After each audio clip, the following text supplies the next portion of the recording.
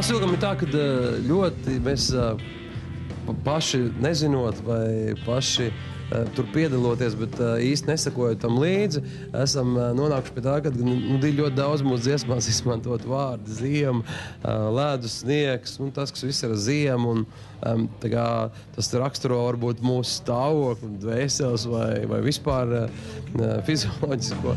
Lai viņa gaida viegli kaulainā ēna virs griestiem, māsiņ, cik ilgi vēl.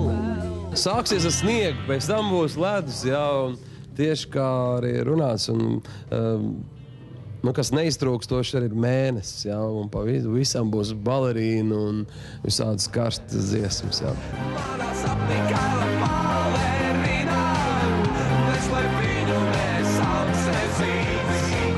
Manā sapnī kaila balerīna, dejo, un viss.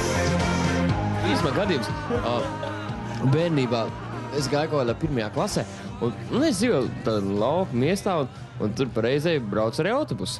Viņam bija aizmugurē lielais bufers, pie kura varēja pieķerties. Un zīkai tā pieķerās, un valkās līdz tā, kaut kāds uzvalks slīdenos zābaks, tā lai slīd.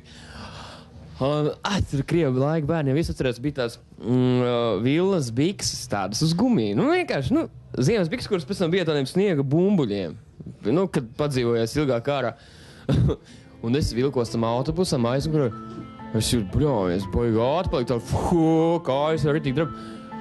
Bet es domāju, atlaisties ir kā nevajadzētu. Kaut kādā bedrē aizsērās kāju. Un tad es vilkos līdz bikses nost. Bet viss ir vietā. Uz palodzes viņa nav ēnas te blakus. Pirksti caur matiem, lūpas sakostas, modernas sistēmas, modernas spēles, nāve vēl tālu un mīla uz mēles. Tikko trasi bija uzbūvēta, to gan nedrīkst stāstīt, nelegāli mēs. Čau, vispār viss tikai, kas nelegāli aprecējies. Mēs tajā bobslēja trasē braucām ar ragaviņām pa naktīm lejām. Kā bija kādi 28 gadi? 4. reizē iznāca tāds akcidents, un tad nebraucām vairāk. Tāpēc, ka bija ragaviņas paņēmuši no kādas meitnītes māsas un tēts stāvēja kalnu lejā. Kaut kas bija, bet mēs kritām, un tās sporta veids ir likts malā tagad.